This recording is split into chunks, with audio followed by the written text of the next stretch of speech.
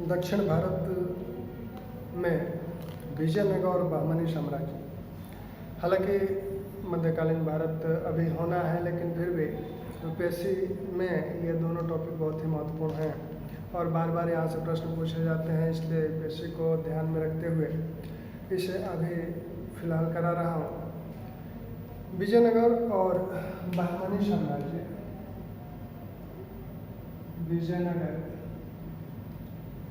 विजयनगर और बहमनी में सबसे पहले विजयनगर की स्थापना हुई। उसके तत्काल 10-11 वर्ष बाद बहमनी साम्राज्य की स्थापना हुई। बहमनी राज्य कैसे साम्राज्य बना, विजयनगर राज्य कैसे साम्राज्य बना। दक्षिण भारत, चूँकि दक्षिण भारत में सल्तनत की सत्ता जो कायम हुई वो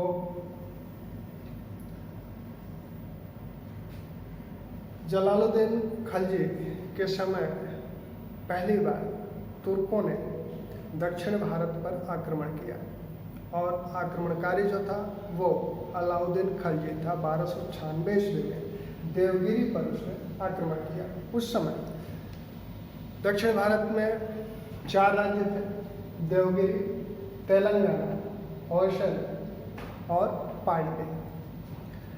अलाउद्दीन ने जब शासन संभाला तो उसके शासनकाल में दक्षिण में जो शासनकाल के दौरान दक्षिण में जो सबसे पहला आक्रमण हुआ वो तेलंगाना पर हुआ। उसके बाद देवगिरी, होयसल और पांड्य राज्य पर क्रमशः आक्रमण हुए। लेकिन अलाउद्दीन ने दक्षिण को अपने राज्य का हिस्सा नहीं बनाया, अपने साम्राज्य का हिस्सा नहीं बनाया। मुबारक खिलजी के समय दक्षिण भारतीय राज्यों को सल्तनत का हिस्सा बनाने का कार्य किया जाता है और मोहम्मद बिन तुगलक के समय सल्तनत का सबसे बड़ा साम्राज्य था। सबसे अधिक क्षेत्र मोहम्मद बिन तुगलक के समय ही सल्तनत शासन में था।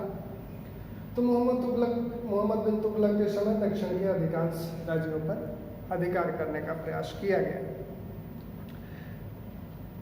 भारतीय इतिहास की विडंबना रही है कि उत्तर भारत का कोई भी शासक अगर दक्षिण भारत पर आक्रमण करता है और प्रत्यक्ष रूप से शासन करने का प्रयास करता है तो वह असफल होता है।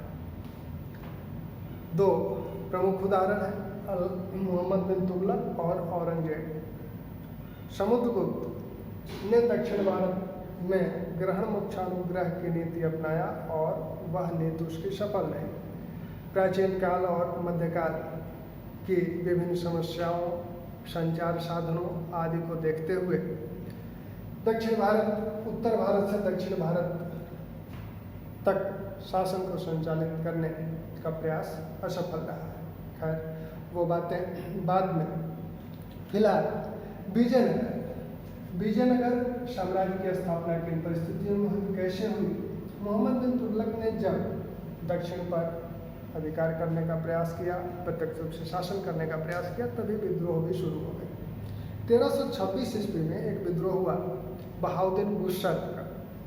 बहाउद्दीन बुसर्द गियासुद्दीन तुगलक के बहन का बेटा था और उसके समय जो विद्रोह हुआ 1326 में, उस विद्रोह के दमन के लिए सल्तनत की सेना दक्षिण गई।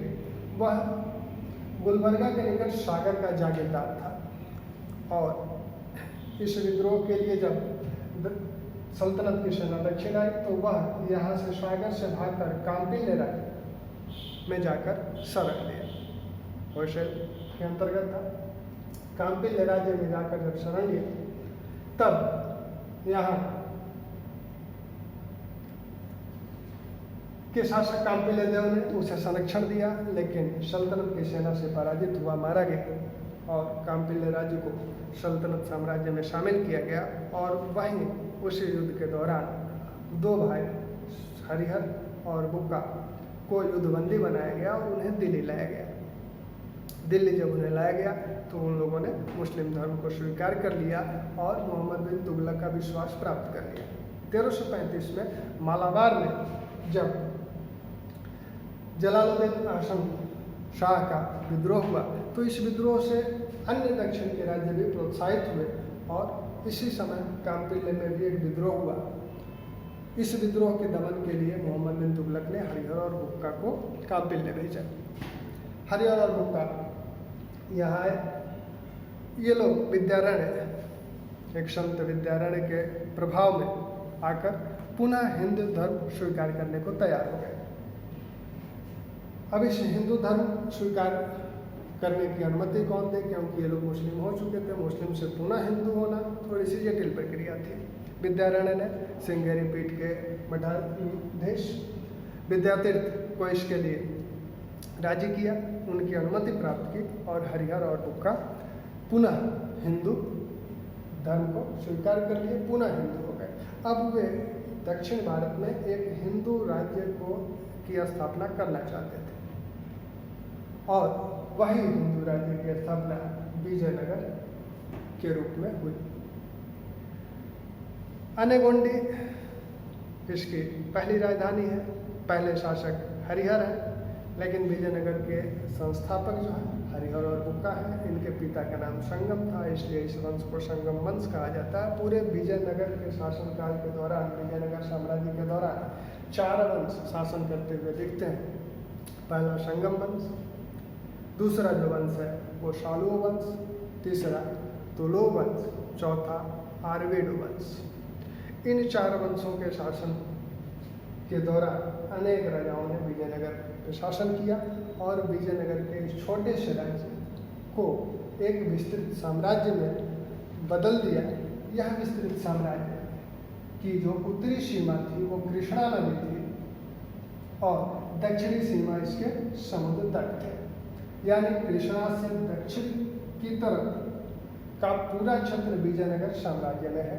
इसके उत्तर में ये बहमनी का राज्य है। देवगिरी के बाद बहमनियों ने यहाँ अधिकार कर लिया। एक बहमनियों ने यहाँ शासन, बहमनी राज्य स्थापित हुआ 1347 में। वो बहमनी राज्य ने धीरे धीरे इन क्षेत्रों पर अधिकार कर लिया। इधर की तरफ तेलंगाना का राज्य है और उड़ीसा के राज्य है। इधर प्रारंभ में विजयनगर के दक्षिण में होयसल है, होयसलों को पराजित करके उनके राज्यों पर अधिकार करके विजयनगर साम्राज्य पूरे दक्षिण में कृष्णा से लेकर सुदूर दक्षिण तक के क्षेत्र पर अधिकार कर लिया। तो ये विजयनगर की साम्राज्य सीमा है। विजयनगर राज्य की जब स्थापना हुई तब इसके पड़ोसी जो राजा थे वो लोग नहीं चाह रहे थे कि इस राज्य की स्थापना हो, इसका विकास हो, जिसमें देवगिरी के शासक उदलू खान थे। इधर उड़ीसा के शासक हैं, तेलंगाना के शासक हैं, होयसल के शासक बीरबललाल तृतीय हैं। ये सभी लोग चाहते हैं कि देवगिरी की स्थापना ना हो। होयसल और मदुरै के बीच आपसी संघर्ष चलता था। इसी संघर्ष के दौरान बीरबललाल तृतीय का निधन हो गया और बीरबललाल चतुर्थ होयसल का जो शासक था वो अयोग्य साबित हुआ। ऐसे में विजयनगर के शासकों ने इस पर होयसल पर अधिकार कर लिया और यह अधिकार हरिहर प्रथम के समय ही हो गया। तो विजयनगर साम्राज्य को अगर इस तरह से देखा जाए, जैसे विजयनगर से जो प्रश्न बनते हैं, विजयनगर साम्राज्य में 4 वंश हैं। संगम वंश, सुलो वंश, तुलो वंश, आर्वेड वंश। संगम वंश के संस्थापक हैं हरिहर और बुक्का। सुलो वंश के संस्थापक हैं नरसिंह सुलो। तुलो वंश के संस्थापक हैं वीर नरसिंह और इसके तिरुमल। आर्वेड वंश हरिहर संगम वंश के जो प्रमुख शासक हैं उन प्रमुख शासकों को अगर देखा जाए, क्योंकि कभी कभी शासकों का क्रम मिलाने को पूछा जाता है, तो विजयनगर के अगर शासकों की बात की जाए, विजयनगर के शासक तो हरिहर प्रथम 1336 से 1356 तक इस विजयनगर साम्राज्य की स्थापना 1336 ईस्वी में हुई। हरिहर के बाद बुक्का इनके भाई हैं। बुक्का प्रथम 1356 से 1377 तक का शासनकाल है इनका।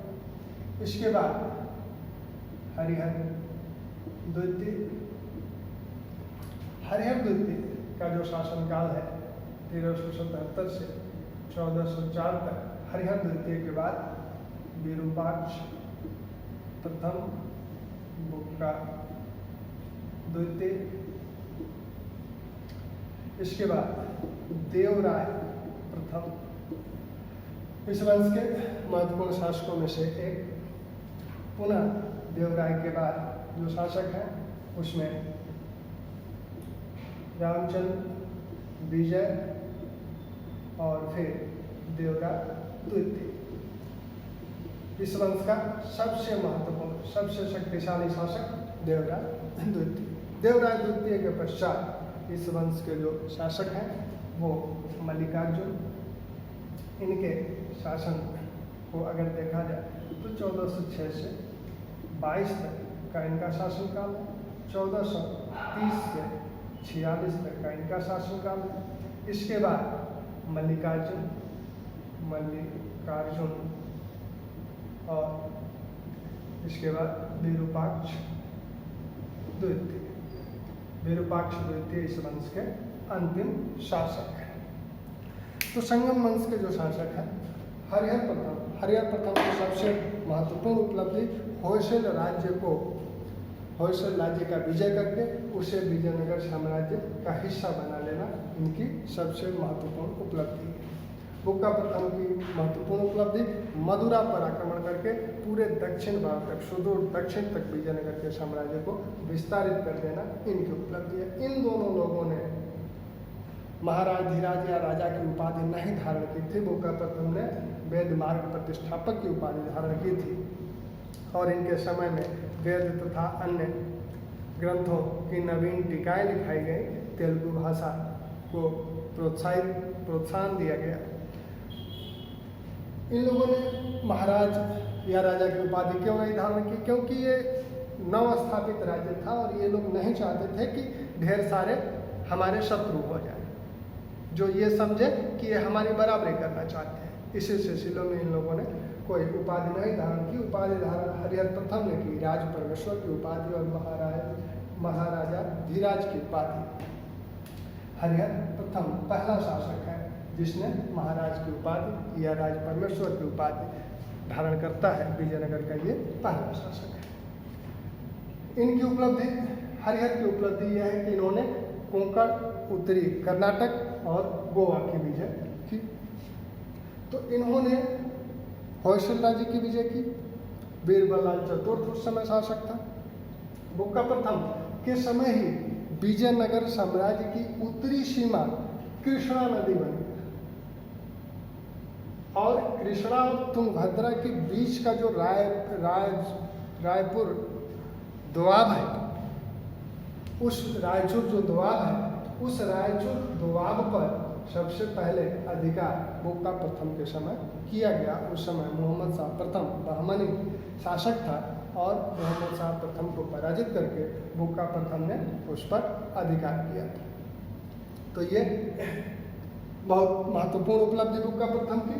कृष्णा नदी को विजयनगर का उत्तरी सीमा इन्हीं के काल में माना गया और कृष्णा और तुंगभद्रा के बीच का जो रायचूर दोआब है उस पर अधिकार करने के लिए निरंतर बहमनी और विजयनगर साम्राज्य के बीच संघर्ष होता रहा। कभी उनका अधिकार होता था, कभी उनका अधिकार होता था। जो शक्तिशाली जिस समय होता था उसका अधिकार रायचूर दोआब पर होता था। रायचूर दोआब पर अधिकार क्यों करने के लिए दोनों लोग परेशान थे? क्योंकि एक तो साम्राज्य विस्तार की अभिलाषा, दूसरी वह जो दोआब कौन सा क्षेत्र होता है, दो नदियों के बीच का क्षेत्र होता है जो कि बहुत ही उपजाऊ क्षेत्र होता है, और तीसरा इस दोआब में लोहा और हीरा की खानें थी, उस पर भी ये अधिकार करना चाहते थे। तो इस संदर्भ में रायचूर दोआब बहुत ही महत्वपूर्ण था दोनों साम्राज्यों के लिए। हरिहर द्वितीय ने उत्तरी कोंकण उत्तरी कर्नाटक और गोवा पर अधिकार कर लिया। विरूपाक्ष और बुक्का द्वितीय की कोई महत्वपूर्ण उपलब्धि नहीं है। देवराय प्रथम एक महत्वपूर्ण शासक है। इसी के समय निकोली कोंटी इटली का यात्री निकोली कोंटी आया था और निकोली कोंटी के साथ ही देवराय प्रथम के समय ही विजयनगर विद्या की नगरी बन गई। हरविलासम के लेखक श्रीनाथ इन्हीं के दरबार में रहते थे और यह विद्या की नगरी के रूप में प्रसिद्ध हुआ। बहमनी शासक जो फिरोज शाह है, फिरोज बहमन शाह, तो फिरोज शाह के समय बहमनियों ने देवराय विजयनगर पर आक्रमण किया। इसमें प्रथम युद्ध में देवराय पराजित हुए और इन्हें अपनी पुत्री का विवाह फिरोज से करना पड़ा। फिरोज से इन्होंने पुत्री का विवाह किया और बांकेपुर नामक क्षेत्र भी दहेज के रूप में उन्हें प्रदान किया। दक्षिण भारत में हालांकि यह पहला राजनीतिक विवाह नहीं था, इसके पहले भी एक विवाह हो चुका था। केरला के शासक ने फिरोज से अपनी पुत्री का विवाह किया था। तो देवराय प्रथम की अन्य महत्वपूर्ण उपलब्धियां ये है कि देवराय प्रथम ने तुंगभद्रा नदी से नहर निकलवाई सिंचाई के लिए और पेड़ के लिए। और देवराय का शासन 1406 से 1422 ईस्वी। तो देवराय प्रथम की जो उपलब्धियां हैं वो कौन कौन सी हैं? निकोली कोंटी इन्हीं के शासनकाल में आया, विजयनगर विद्या की नगरी इन्हीं के समय हुआ और इन्हीं के समय एक नहर निकलवाई गई थी तुंगभद्रा नदी से और इन्हीं के समय सबसे पहले विजयनगर की सेना में तुर्की सैनिकों को भर्ती किया गया था। तो ये चार महत्वपूर्ण उपलब्धियां देवराय प्रथम के समय। इनके जो उत्तराधिकारी हैं अयोग्य हैं। इस पूरे संगम वंश का सबसे शक्तिशाली, सबसे महत्वपूर्ण, सबसे प्रसिद्ध शासक देवराय द्वितीय माना जाता है। देवराय द्वितीय ने उड़ीसा के, तेलंगाना के राजाओं को पराजित किया। इसके समय भी तुर्की धनुर्धरों को रखा गया था। देवराय द्वितीय का शासनकाल 1430 से 1446। इसी के समय अब्दुल रज्जाक जो यात्री था वो देवराय द्वितीय के ही काल में आया था। इनके जो उत्तराधिकारी हैं मल्लिकार्जुन और विरूपाक्ष द्वितीय, इन लोगों के समय ये अयोग्य उत्तराधिकारी हैं। हालांकि देवराय द्वितीय की कुछ उपाधियां भी हैं, इन उपाधियों को भी ध्यान रखें। गजवेटकर इनकी उपाधि है, हाथी की सवारी करने वाला। इन्हें इंद्र के रूप में जनता मानती थी। इमाडी देवराय, इन्हें एक उपाधि इनकी इमाडी देवराय की भी। तो इस प्रकार देवराय द्वितीय वंश के सबसे प्रमुख शासक माने जाते हैं। मल्लिकार्जुन और विरूपाक्ष द्वितीय कि इन्हें प्रौढ़ देवराय भी कहा जाता है। मल्लिकार्जुन और विरूपाक्ष द्वितीय के समय, मल्लिकार्जुन के समय कुछ विद्रोह हुए। तेलंगाना और उड़ीसा के गजपतियों ने विजयनगर के पूर्वी सीमा पर आक्रमण किया, कुछ किलों को जीत लिया। इस समय चंद्रगिरी के जो सामंत था नरसिंह शुलू, उसने इन आक्रमणों से विजयनगर की रक्षा की। और इसके बाद जब विरूपाक्ष शासक बना तो विरूपाक्ष के समय भी नरसिंह ने विजयनगर की रक्षा की, लेकिन विरूपाक्ष को उसके पुत्र ने हत्या कर दी। तब नरसिंह ने एक नए वंश की स्थापना की 1450 ईस्वी में, और वह वंश है शुलू वंश। तो अब संगम वंश के पश्चात विजयनगर पर शासन सुलूभ वंश का शुरू होता है। सुलूभ वंश के शासकों में दो ही शासक हैं, एक तो नरसिंह है और दूसरे इनके पुत्र इमाड़ी नरसिंह। सुलूभ वंश का शासन काल तक रहा। इसके संस्थापक हैं नरसिंह, दूसरे शासक हैं इमाड़ी नरसिंह।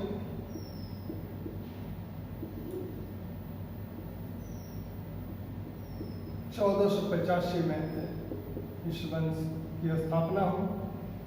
1485 से 1505 तक इस वंश का शासन रहा और इस वंश के शासन के दौरान 1485 से 1490 तक इनका शासन रहा। 90 में इनका निधन हुआ।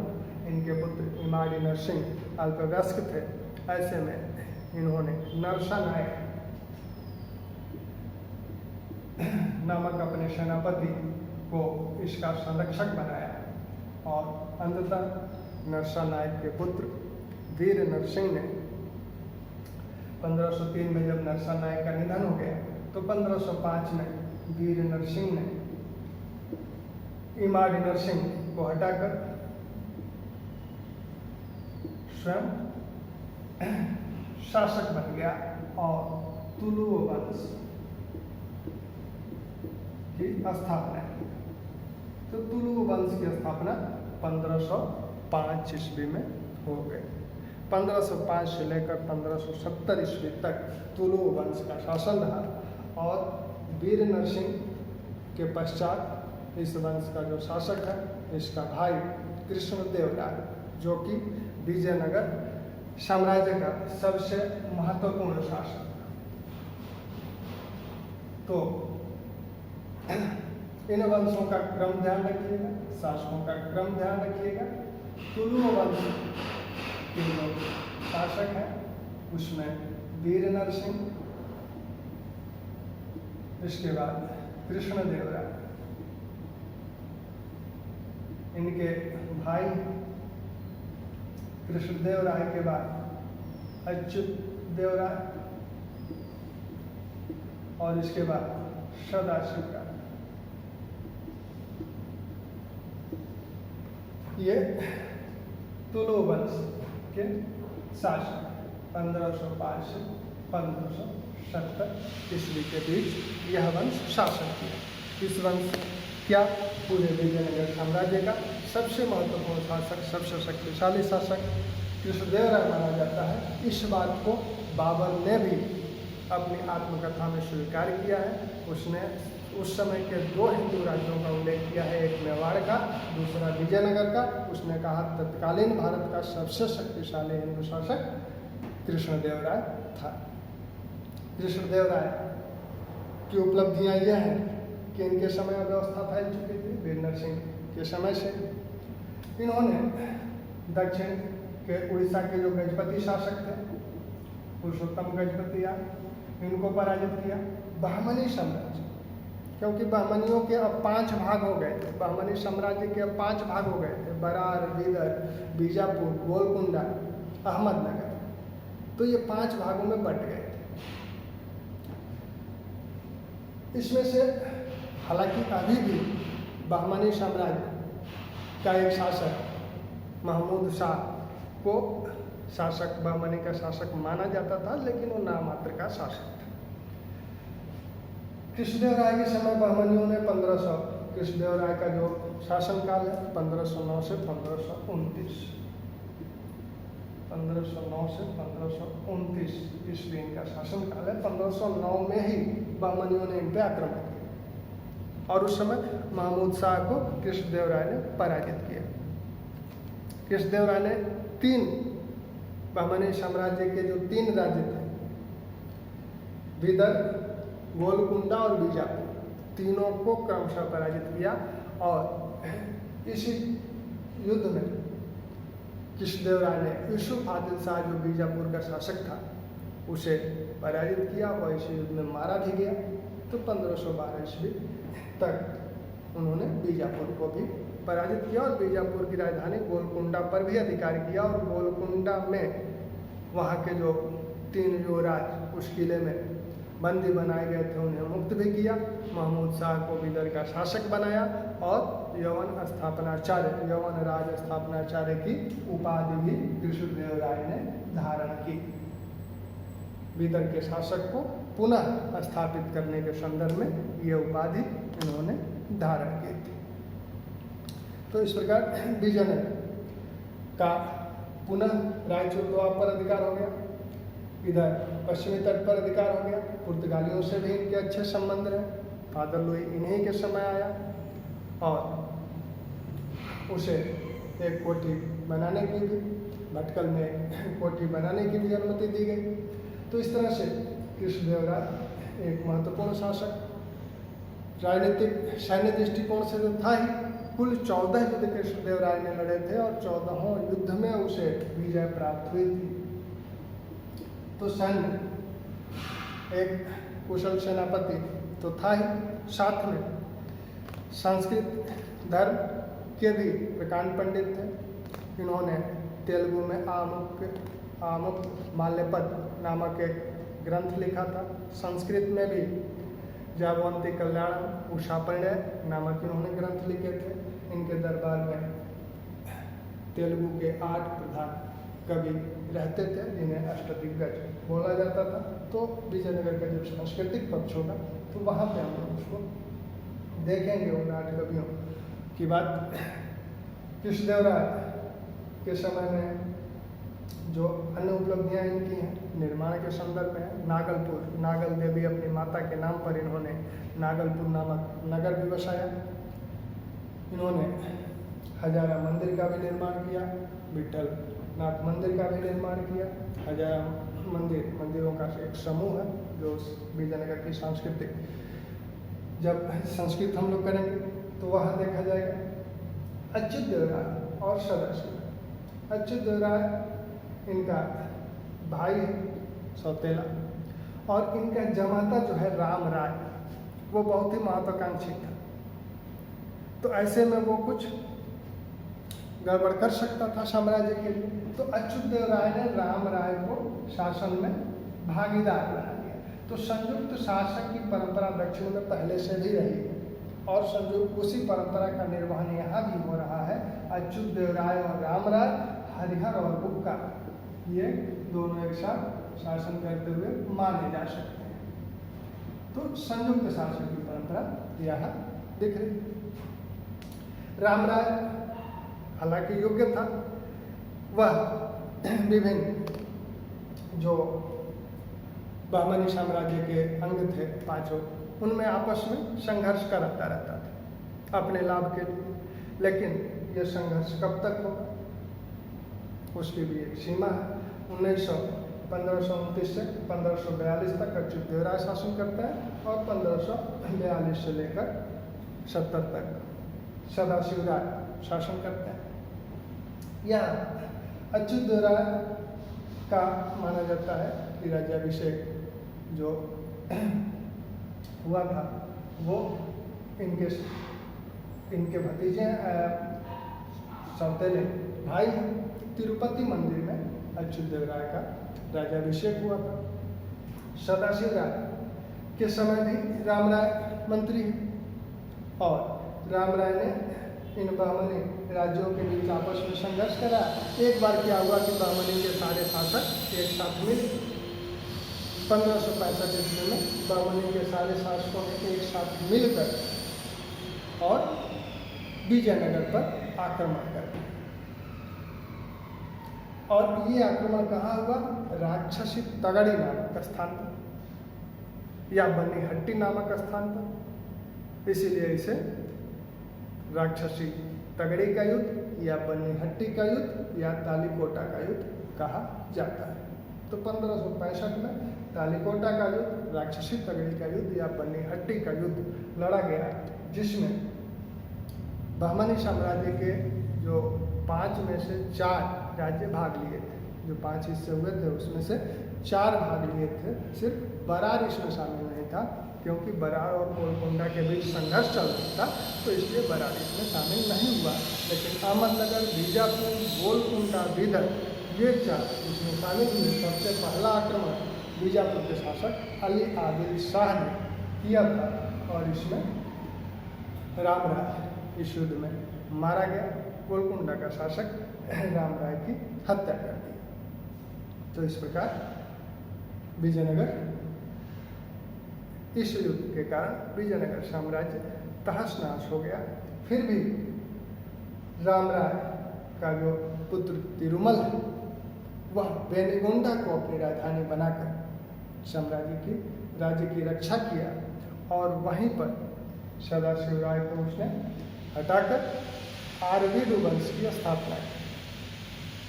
तो आरवीडु वंश 1570 से लेकर लगभग 1652 ईस्वी तक का इसका इतिहास है, जिसमें महत्वपूर्ण शासक वेंकट द्वितीय है। एक तो तिरुमल है, उसके बाद वेंकट द्वितीय है और अंतिम शासक विजयनगर का रंग द्वितीय है। वेंकट द्वितीय के समय ही मैसूर राज्य की नींव पड़ी। आडियार ने 1612 ईस्वी में मैसूर राज्य की स्थापना की, जिसकी अनुमति वेंकट द्वितीय ने दे दी थी। तो इस प्रकार विजयनगर से मैसूर का एक राज्य बन गया। रंग द्वितीय इसके अंतिम शासक हैं। वेंकट द्वितीय यूरोपियन चित्रकला का पारखी था और यूरोपीय चित्रकला में उसे रुचि थी। तो ये आपके इसी अच्युत देवराय के समय नूनीज जो यात्री है वो आया था। यात्री विजयनगर साम्राज्य के दौरान जो आए हैं उन यात्रियों को अगर देखा जाए तो विजयनगर साम्राज्य के समय जो यात्री आए हैं, आपने देखा देवराय प्रथम के समय निकोली कोंटी आए थे, देवराय द्वितीय के समय अब्दुल रजाक आए थे, कृष्णदेव राय के समय 2 पुर्तगाली यात्री आते हैं, एक तो डिमोनी पायस आता है और दूसरा बारबोसा आता है। 1 वर्ष के अंतराल पर ये दोनों आते हैं 1514, 1516। इसके बाद यहाँ अच्युत देवराय के समय नूनीज आया था और विजयनगर के जो राक्षसी तगड़ी या तालिकोटा का जो युद्ध है इसका प्रत्यक्षदर्शी सेवक है, जिसने इस युद्ध के विध्वंस का वर्णन किया है। चीनी यात्री महिवान भी आया था, वो आपके मल्लिकार्जुन देव के समय आया था। तो ये यात्री हैं और ये विजयनगर का राजनीतिक इतिहास है। विजयनगर का सांस्कृतिक, आर्थिक और विजयनगर का प्रशासन भी बहुत महत्वपूर्ण है। हालांकि कहें कि इससे अधिक महत्वपूर्ण है तो उसकी बात भी